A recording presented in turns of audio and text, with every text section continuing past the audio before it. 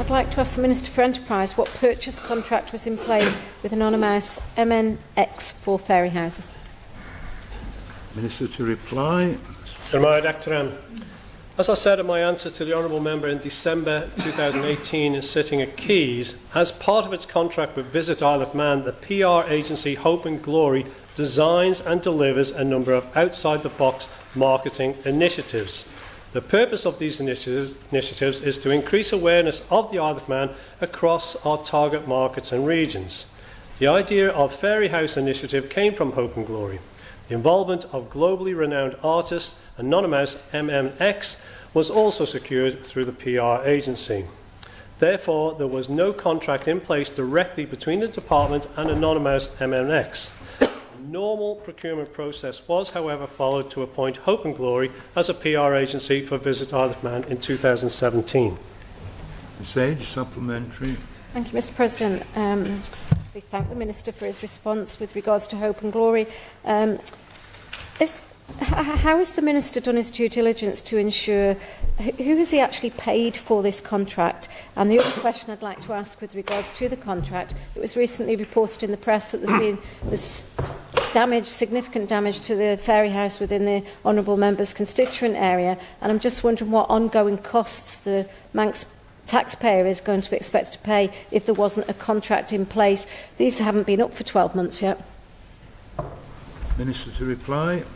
Good admired, Ector. In terms of due diligence, that was a matter really between Hope and Glory and Anonymouse. We would suggest that this has been a successful campaign, and I'll go back to referring in terms of the reach. In terms of the actual spend of this, reached we believe up to 6.5 million people, and the advertising equivalent value is 14 times the amount, which is over £360,000. In terms of continuation of maintenance, yes, we did remove the one at Bradda, as we believe that was damaged, possibly through potential vandalism. Disappointed in that, as it was very clearly a very highly attractive attraction. So we removed it, and we will be replacing it in better weather once we've managed to do some maintenance. There is some small ongoing cost, obviously, as a result of that, and I want to put on record my thanks to Port Éireann commissioners who have been participating and supporting us in this endeavour. It was hard to supplementary, Mr. Speaker. At risk of slightly straying off the question, Mr. President, but could the Minister has quoted there some figures for equivalent advertising value. Could he circulate the methodology for that, please? Yes, it's standard marketing practice, and I'll be happy to do so. Supplementary, Ms. Edge. Thank you, Mr. President.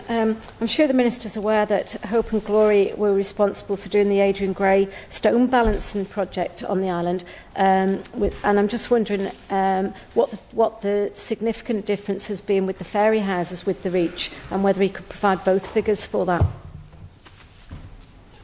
Mr. Scaly.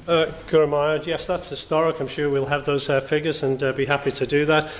In my view, personally, the difference between stone balancers, which I thought was quite a clever, innovative marketing campaign, and the difference with the ferry houses is it's about Manx folklore, and that is the difference, and that captured the imagination, I believe, of the locals, as well as the ongoing advertising that went global. At one stage, it was on the BBC front page of their online site. It was on CNN. It went out to China Daily, which is great exposure for the Isle of Man. But I was really encouraged by the local feedback, which was really positive and very strong.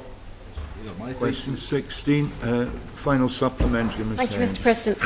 I thank the member for the response. I think the Adrian Gray stone balancing was 2015, so it was the last administration. But I'm just wondering, are they still there, and will we still see our ferry houses in 5 years' time?